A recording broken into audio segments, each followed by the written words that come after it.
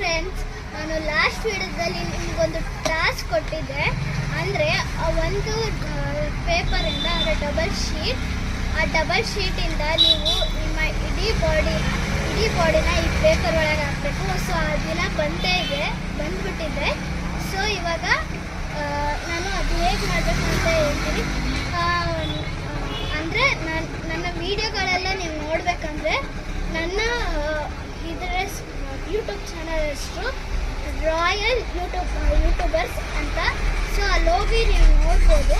So ಇದೊಂದು sheet ಅದು ಹೇಗೆ ಮಾಡಬೇಕು ಅಂತ ಹೇಳ್ತೀನಿ. ಸೊ ಬನ್ನಿ, ಸಿಸರ್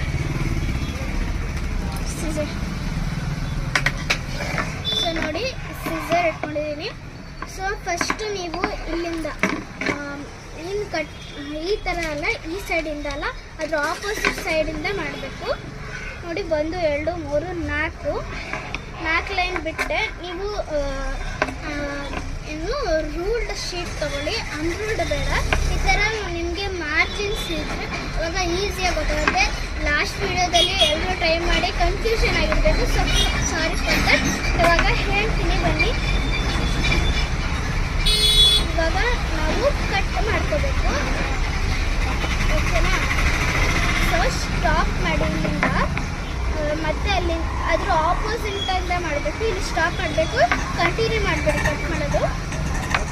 ಆಪೋಸಿಟಿಂದ ಮಾಡಿದ್ವಿ.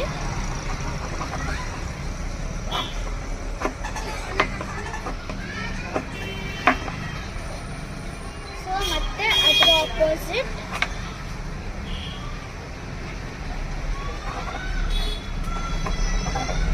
ಸೊ ನಾನು ಮಾರ್ಜಿನ್ ಮೇಲೆ ಮಾಡ್ತಾ ಇದ್ದೀನಿ.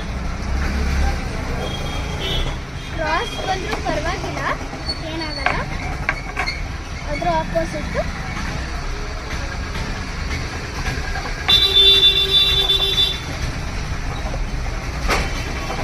ಸ್ಟಾಪ್ ಮಾಡಿದೆ.